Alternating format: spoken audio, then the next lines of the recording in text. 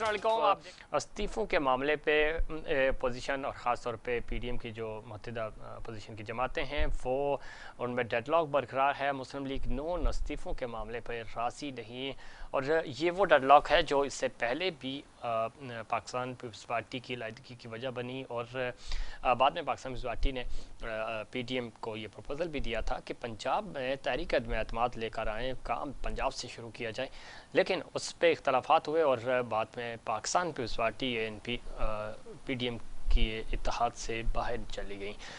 इस वक्त मुस्लिम लीग नून और फजल रहमान साहब के दरमियान जो है वो डेडलॉक बरकरार है इस्तीफ़ों के मामले पे। बाकी तमाम इश्यूज़ पे वो प्रोटेस्ट करने को तैयार हैं।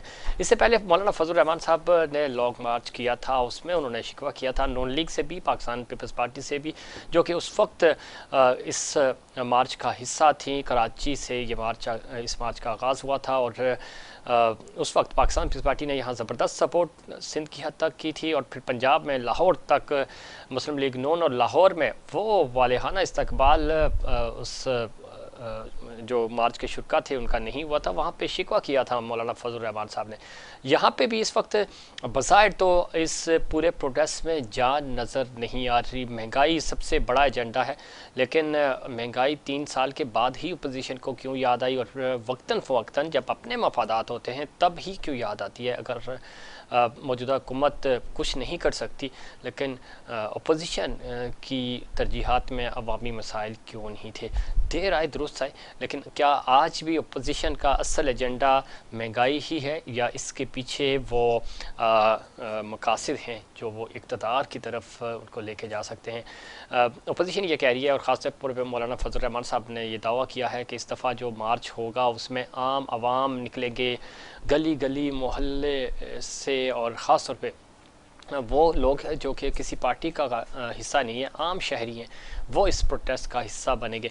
माजी में तो ऐसा नहीं रहा, लेकिन अब देखना यह है कि क्या ये मोमेंटम हासिल कर पाएगी पीडीएम या नहीं। दूसरी तरफ पाकिस्तान पीपल्स पार्टी की जो पॉलिसी है वो बिल्कुल डिफरेंट है। वो अभी पीडीएम के प्लेटफॉर्म से प्रोटेस्ट नहीं कर रही। वो चेयरमैन पाकिस्तान पीपल्स पार्टी जनाब बिलावल भुट्टो साहब ने कहा है कि वो division to division, district to district focus करेंगे, प्रोटेस्ट करेंगे और हुकूमत को और टफ़ टाइम देंगे महंगाई के हवाले से। देखना क्या ये है कि क्या ये दोनों बड़ी जमातें वापस जाएंगी पीडीएम के प्लेटफॉर्म पे या इंडिविजुअली प्रोटेस्ट करेंगी। और अगर इंडिविजुअली करेंगी तो ये प्रोटेस्ट नतीजा या फ़ैसला कुन नहीं होगा। जो जिस तरह पिछली दफ़ा ये प्रोटेस्ट जो था वो बग़ैर किसी नतीजे के ख़त्म हो गया था, क्या इस दफ़ा भी यही होगा। इन तमाम इश्यूज़ पे बात करेंगे और ख़ास तौर पे IMF के हवाले से और महंगाई पे हमारे जो पैनलिस्ट हैं उनकी राय लेंगे। हमारे साथ मौजूद हैं जनाब सदीक़ उल फ़ारूक साहब, सीनियर रहनुमा हैं मुस्लिम लीग नून के। सदीक़ फ़ारूक साहब खुश आमदीद कहते हैं आपको प्रोग्राम में। आपकी नवाजिश। उज़मा करदार साहिबा हैं, MPA हैं पाकिस्तान तहरीक इंसाफ से। उज़मा जी आपको भी खुश आमदीद कहते हैं शो में। बहुत शुक्रिया। डॉक्टर सराब सरकी साहब सीनियर सियासतदान हैं, MP हैं पाकिस्तान पीपल्स पार्टी से। डॉक्टर साहब आपको भी प्रोग्राम में खुश आमदीद कहते हैं। थैंक यू जफरीन भाई। सदीक़ उल फ़ारूक साहब, अगर हम पंजाब की बात करें, हालिया इलेक्शन जो कि आप ही की सीट थी आपने जीत ली, लेकिन पाकिस्तान तहरीक इंसाफ को उस तरह वोट नहीं पड़े और ज़िमनी इंतखाबात में गुज़श्ता प्रोग्राम में भी मैंने इस चीज़ का तज़किरा किया था कि पहली दफ़ा पाकिस्तान की तारीख़ में शायद, जो जहाँ तक मुझे याद पड़ता है, आप बहुत सीनियर हैं, इसकी दुरुस्तगी फरमा सकते हैं कि पहली दफ़ा ऐसा हो रहा है कि सिटिंग गवर्नमेंट जो है वो, ये गो के सीट आपकी थी, लेकिन सिटिंग गवर्नमेंट पर ज़िमनी इंतखाबात हार रही है, चाहे वो नेशनल असम्बली के हों या सूबाई असम्बलियों के ज़िमनी इंतखाबात हों। पाकिस्तान तहरीक इंसाफ पे अवाम जो हैं क्या अदम एतमाद का इजहार कर रहे हैं? बिस्मिल्लाहिर्रहमानिर्रहीम।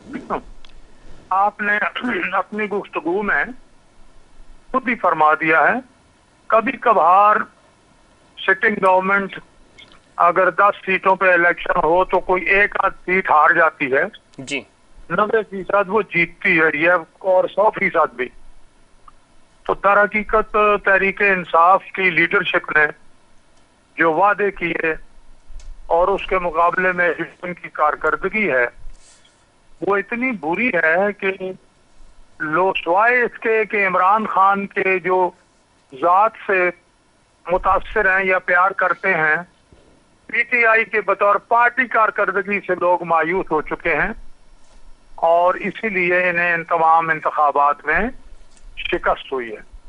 अगर इनकी कारकर्दगी 50% भी होती, जो इस वक्त कारकर्दगी है उससे 50% बेहतर होती, 100% ना सही, तो शायद सीटें ये सारी जीत जाते। और इसी बुनियाद पर आइंदा चूंकि मईशत बहुत ज्यादा खराब हो चुकी है, यानी हमारा हाल तो ये है कि अब सऊदी अरब ने जो $3 बिलियन कर्जा दिया है वो नुमाइशी कर्जा है, हाथ नहीं लगा सकती हुकूमत। सही 4% उस पर शर्ह सूद है, यानी 12 करोड़ साल में देने पड़ेंगे। और शर्त यह है कि 72 घंटे में जब चाहेगी सऊदी हुकूमत को नोटिस देकर वापस ले लेगी, नंबर 1। ठीक। नंबर 2, अगर पाकिस्तान डिफॉल्ट करेगा किसी बैन अवी इदारे का, सही, वो सऊदी अरब का डिफॉल्ट भी करार दिया जाएगा और दुनिया भर में कहीं भी पाकिस्तान के असासे जहां होंगे, सऊदी अरब को यह हक हासिल होगा कि वो असासे पर कब्जा कर ले। ठीक है, लेकिन इसमें सिद्दीकुल फारूक साहब, इसमें मसला ये हो रहा है, हुकूमत ये कह रही है कि ये सारी पॉलिसीज और ये जो मायदे थे जो कि प्रीवियस आपके चलते आ रहे थे उनको कंटिन्यू किया गया और आपने इतने कर्जे उठाए हुए थे, इस मुल्क को कर्जों की दलदल में धकेल के गए कि मजबूर होकर हमें ये सब कुछ करना पड़ रहा है। हुकूमती मौक़िफ़ ये है। मैं उज़्मा करदार साहिबा से भी पूछूंगा, जवाब फौरन दे दूं आपको। जी पहले आप प्लीज। 1.5 साल पहले अपने हमाद अजहर साहब का बयान असेंबली की, कौमी असेंबली के रिकॉर्ड पर है जी कि मुस्लिम लीग नून ने अपने अरसे में $35 बिलियन कर्जा लिया और $33.51 बिलियन वापस कर दिया, यानी 33.5 बिलियन से भी ज्यादा। ठीक। और फिर हमारे मंसूबे देखें, 11 से 12 हजार मेगावाट बिजली जहां 20-20 घंटे की लोड शेडिंग थी, हमने माशाल्लाह खत्म कर दी। बड़े बड़े मंसूबे, सी पैक, ये सारी चीजें हैं, इसलिए इनको सामने रखें। और ये जो 3.5 साल या 3 साल 4 महीने इनके हैं, इनसे ये पूछिए कि आप कहते हैं जी कर्जे छोड़ के गए। अब स्टेट बैंक ने जो पिछले हफ्ते रिपोर्ट जारी की है जी वो ये है कि 72 साल में सारे कर्जे 30,000 अरब रुपए के थे जो इस हुकूमत को विरसे में मिले। अब अगर इन्होंने कर्जे अदा किए हैं तो फिर वो 30,000 अरब में से अदा करते तो वो 5,000 अरब कम होते जी, 4,000, चलो 1,000 अरब भी कम होते यार। ये तो आप 50,000 अरब से ऊपर चले गए हैं। सही, यानी इन्होंने, ठीक है, मैं पूछता हूँ 4 महीने में जी, एक लम्हा इन्होंने 3 साल 4 महीने में 20,000 नहीं, आप बल्कि 22,500 का फिक्र आ रहा है। 22,500 अरब कर्जा ले लिया है और बाकी सारी पार्टियों ने 72 साल में 30,000 अरब लिया है। तो मुझे ये बताएं हमने क्या अदा किया। चले ठीक है, उज़्मा करदार साहब गुफ्तगू आपने सुनी। सिद्दीकुल फारूक साहब कह रहे हैं कि कर्जा आपने तो 1 रुपया भी वापस नहीं किया, अगर किया होता तो नजर आता। आपने तो पिछले 70 सालों का कर्जा एक तरफ और इन 3 सालों का कर्जा एक तरफ, तो आपने तो सबको बीट कर दिया। देखें, ये कहने की बातें सारी, 21 दफा कौन IMF के पास गया था, जरा इनसे पूछ के आप मुझे बता दें। हमने जो कर्जा वापस किया है, हमारा 2,000 अरब जो है वो तो सिर्फ डेट सर्विसिंग में चला जाता है। इतना जो कर्जे के अंबार थे उसका इंटरेस्ट हम लोग चुकाते चुकाते जो है हमारी कमर दोरी हो गई है और हमें जो पुराने कर्जों को देने के लिए और कर्जे जो है वो लेने पड़ते हैं।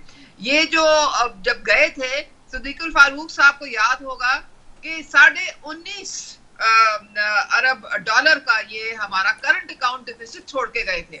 35 अरब डॉलर का ये तजारती खसारा छोड़ के गए थे। तो मुझे आप ये बताएं कि इकोनॉमी के तो ये बिल्कुल तबाह कर गए थे, फंडामेंटल्स बिल्कुल डिस्ट्रॉय कर गए थे। अब आहिस्ता आहिस्ता हमारा पिछले 2-3 महीनों से हमारा जो करंट अकाउंट डिफिसिट है वो अब सरप्लस में जा रहा है, अल्हम्दुलिल्लाह। तो ये सारी पॉलिसी डायरेक्शंस ठीक करने में और इकोनॉमी को सही लाइंस पे डाले। अब कोविड में देखें पूरी दुनिया, हमारी जो ग्रोथ है वो 3.94 हमने मेंटेन की, इसलिए क्योंकि हमने मईशत का पहिया रुकने नहीं दिया। पूरी दुनिया ने हमें सराहा।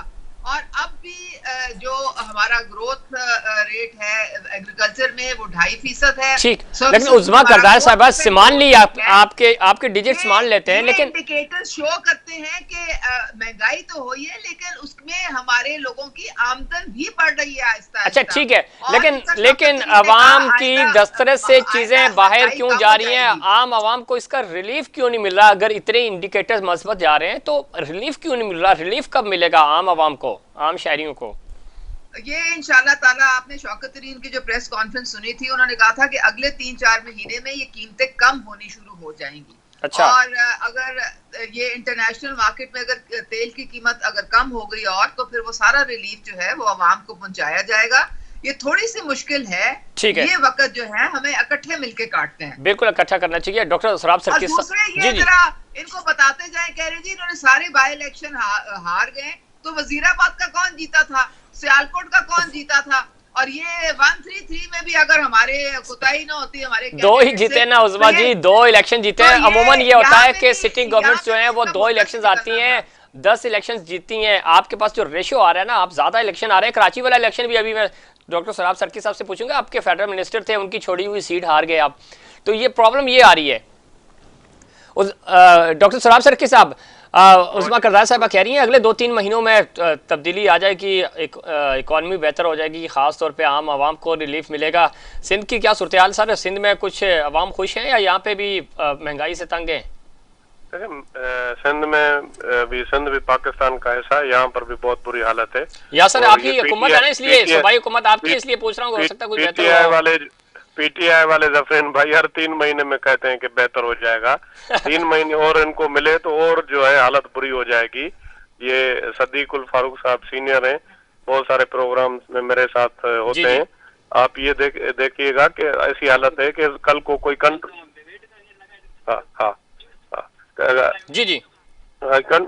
से जो है ना ये चीजें जो है ना वो बाहर निकलती जा रही हैं। और जो है ये इन्होंने बिल्कुल ये जो फिगर है इनकी अपनी फिगर है। आप किसी मायशियात के माहिर को लाकर बिठाएं, इन्होंने बुरा हाल कर दिया है। और ये जो डॉलर गिरा है और उस डॉलर गिरने की वजह से जो ये कर्जे बढ़े हैं, उनका कौन जिम्मेदार है? ये तो कहते थे इमरान खान अगर $1 रुपया भी हो जाए तो वो वजीर आजम चोर है। ये पता नहीं क्या क्या बातें करते थे जफरीन भाई। उनका जवाब कौन देगा? अब ये कितना लोगों को मतलब ये कहेंगे हर 3 महीने के बाद बेहतर होगा, पेट्रोल को सही करेंगे। ये तो बिल्कुल मैं बताऊं आपको मुसीबत आ गई है। एक खिलाड़ी सियासतदान नहीं बन सकता, अच्छा खिलाड़ी हो सकता है, क्योंकि वो जो सियासतदान होते हैं वो गली मानों से उठ के काउंसलर लेवल से उनको बड़ा एहसास होता है, गली मोहल्ले में घूमते हैं। ये तो एक लोग ये कह रहे थे, अभी आप को पता है कि ये जो अभी वर्ल्ड कप फाइनल हो रहा है, मेहरबानी करके ये लिखवा ले बाबर आजम से, ये फिर सियासत में नहीं आएंगे। अब ये सियासतदान तो है ही नहीं, उसमें तबसरा क्या करें? चलो ये तो लाइटर नोट पे आप कह रहे हैं सर, मसला ये है कि लाइटर नोट पे नहीं कह रहा हूँ। हमारे बड़ों ने, बाप दादाओं ने इस मुल्क को बनाया, हमें पता है। सिंध असेंबली ने रेजोल्यूशन पास कराया, बिल्कुल ऐसा ही है तारीख का। अब जिस तरह ये मुल्क का जो है ना बेड़ा गर्क कर रहे हैं, हमारा खून जो है ना मतलब जल रहा है। हकीकत में आपको बता रहा हूँ, यहाँ पर ऐसी हालत हो गई है कि मैं आप ये मेरी बहन अभी कारदार साहब मुल्तान में भी मेरे साथ थी। एक आदमी आप यार न्यूट्रली एक आदमी आप बता दें, एक आदमी। ये तो सदीक फारूक साहब ने ये मोहब्बत में कह दिया कि इमरान खान के साथ लोग मोहब्बत करते हैं, जितनी मोहब्बत करते थे अब उतनी नफरत करते हैं। ठीक है डॉक्टर साहब, एक चीज है ना, एक चीज तकरीबन 60 रुकनी टीम है खान साहब की, जो उनके एडवाइजर्स, उनके असिस्टेंट्स और कैबिनेट तमाम लोग मिला के 60 में से सर 50 लोग वो हैं जो माजी में आपके नॉन लीग या दूसरी हुकूमतों में रहे हैं। तो टीम तो तजर्बेकार ही हुई ना, 50 लोगों की टीम तो तजर्बेकार है। खुद प्राइम मिनिस्टर पहली दफा ज़ाहिर है वो बने, वज़ीर आज़म बने, असद उमर साहब हो गए। इस तरह के सिर्फ 11 नाम है जो फ्रेश कैंडिडेट हैं, बाकी सारे तजर्बाकार थे सर। उनसे भी मुल्क सही तरीके से नहीं चल रहा। भाई ये जो लोग हैं ये सारे पूरी सब पार्टियों से घुमा के, इनके जो सबसे बड़े तर्जमान हैं ये चौधरी साहब जो इंफॉर्मेशन मिनिस्टर, वो कितनी पार्टियों में आप अंदाजा लगाएं, 3-4 साल में, 5 साल में कितनी पार्टियां तब्दील की। और वो डेटा ही से कहते हैं कि भाई जिस पार्टी में होऊंगा तो उसकी बात करूंगा। ये तो इनका ये एक नजरिया होता है। पॉलिटिक्स जिस तरह एक गेम होता है, जिस तरह लोग जो है वो तैयार होते हैं जाकर वो वर्ल्ड लेवल पे खेलते हैं, इसी तरह सियासत के अंदर लोग जो है निचली सतह से तैयार होते हैं नर्सरी में। अच्छा डॉक्टर साहब आखिरी पॉइंट फिर मैं सिद्दीक साहब की तरफ जाऊंगा। जज्बात भी होते हैं, लोगों के जज्बात भी होते हैं। ठीक ये है, तो इनको तो एटिकेट का भी पता नहीं है कि किस तरह किससे बात करनी है के लोगों। अच्छा डॉक्टर साहब कल जरदारी साहब ने बड़ा धुआंधार खिताब किया और उसकी बात गुज़श्त आज भी सुनाई दे रही है। कोई तब्दीली आ रही है, कुछ कोई डील शील की खबरें आ रही हैं, है कोई ऐसा माहौल? देखें जफरीन भाई, बात यह है कि मैं तो ये कहता हूँ बार बार, ये हमारी जो सारे जितने भी हमारे वोटर थे पाकिस्तान पीपल्स पार्टी, चाहे हमें ये कहें कि हमारी गलत पॉलिसी थी और उसकी वजह से वो सारे पीटीआई की तरफ चले गए। अब आपने ये देखा पंजाब के अंदर जो हमने 4000 वोट लिए थे, अभी हम 35,000 पे पहुंचे हैं। अब अगर ये पीटीआई अपने आप को इतनी पॉपुलर समझती है और ये उन्होंने कहा था कि आप नहीं निकलते, तो ये तो हम तो इतना इस पे खुश हुए हैं कि हमें पंजाब में इतना रिस्पांस मिला है। और मैं आपको बता दूं कि आगे चल के ये नून लीग भी समझ रही है, आगे चल के पाकिस्तान पीपल्स पार्टी और नून का ही मुकाबला होगा। अच्छा, तहरीक इंसाफ बीच में नजर ही नहीं आ रही होगी, ये आप देख लीजिएगा, ये आप रिकॉर्ड पे रख लीजिएगा। ठीक है, बिल्कुल रिकॉर्ड पे। उस्मा करदार साहब मैं चाहूंगा क्विकली आप इस पे रिस्पॉन्ड करें, फिर मैं सिद्दीकुल फारूक साहब की तरफ जाऊंगा। अब 35,000 वोट, ये तो जरदारी साहब कल कह रहे थे 50,000, पूरे 50,000 की उम्मीद थी लेकिन 35,000 पड़ गए। 35,000 वोट भी बहुत ज़्यादा वोट पड़ा है पाकिस्तान पीपल्स पार्टी को, जो कि जनरल इलेक्शंस में इतने वोट नहीं पड़े थे इस तरह। तो आपको क्या लगता है, वाकई में आप तो कह रही हैं कि अगले इलेक्शंस भी आपके हैं, लेकिन ग्राउंड रियलिटीज तब्दील होती हुई नज़र नहीं आ रही आपको? उस्मा जी देखें, बात सारी ये है कि मैं अभी पहले भी मैंने कहा था कि ये एक दूसरे पे इल्जाम तराशी करते रहे हैं थ्रू आउट। आपने देखा है इलेक्शन कैंप पे वो कहते हैं जी ये वोट खरीद रहे हैं, वो कहते हैं जी ये वोट खरीद रहे हैं। पीटीआई ने कभी तो वोट खरीदा नहीं, वो तो अवाम के मैंडेट से ही आते हैं और उन्हीं के मैंडेट से उनको वोट मिलता है। अब ये 133 में हमारे साथ ये गलती हुई कि हमारा जो टिकट होल्डर था उनकी कोताही से हम इलेक्शन से कंटेस्ट ना कर सके, जिसकी वजह से जो हमारी स्पेस थी वो इन लोगों ने ली है। उस्मा करदार साहब, आप तो कहते थे ना कि पीटीआई का टिकट इटसेल्फ, क्योंकि खान को वोट पड़ता है तो वो तो वहां से कोई भी इलेक्शन लड़ता तो वो जीत जाता, फिर ऐसा क्यों नहीं हो सका वहां पे? नहीं, लेकिन और तो था ही कोई नहीं ना, हमारी तरफ से तो कोई कैंडिडेट था ही नहीं ना वहाँ पे, तो इसलिए फिर हमारा जो वोट था वो एक तो घरों में बैठे रहे, ज्यादा निकले नहीं, और थोड़े बहुत जो निकले उन्होंने इधर उधर डाल दिए। मतलब आपको पता ही है इन्होंने टारगेट किस तरह से लोगों को किया हुआ था। चले ठीक है, सिद्दीकुल फारूक साहब, ये तो उस्मा करदार साहब का इस पे रिस्पॉन्ड करते हैं। और दूसरा जो सर्किट साहब बात कर रहे हैं, वाकई में आपको नज़र आ रहा है पंजाब में, चूँकि आप खुद बैठे हुए हैं, पाकिस्तान पीपल्स पार्टी जिसकी बुनियाद, और अब कुछ दिन पहले ही चूँकि योम तासीस भी मनाया पाकिस्तान पीपल्स पार्टी ने, आपको लगता है कि पंजाब में दोबारा से इनको मोमेंटम इनका बहाल हो रहा है, लोग पाकिस्तान पीपल्स पार्टी का रुख कर रहे हैं? आप पॉलिटिकल वर्कर हैं, बहुत सीनियर सियासतदान है, समझ रहे हैं कि पंजाब में सर्वाइवल है पाकिस्तान पीपल्स पार्टी का? देखिए जी, मैं सख्त बात बिल्कुल नहीं करूंगा। जी, सियासी आदमी हूं और मैं समझता हूं कि पीपल्स पार्टी का एक सियासी माजी है और उन्हें अच्छी सियासत करते रहना चाहिए। इनकी तरफ से हम नहीं चाहते और ना मैं चाहता हूं हमारी तरफ से सियासत में गैर शाइस्ता बात हो। अच्छा, इलेक्शन उन्होंने लड़ा है, ठीक है, ये वोट लिए हैं, किस वजह से लिए हैं छोड़ें इस बात को, ठीक है, अच्छी वजूहात है। पीटीआई ने अपने आप को टेक्निकल नॉकआउट करवा लिया क्योंकि उन्हें मालूम था कि वो उन्हें बड़ी शिकस्त है, और एक और शिकस्त वो समझते थे कि हमारा काम खराब होगा। एक मेरी बहन ने, उस्मा कारदार ने कहा जी करंट अकाउंट सरप्लस।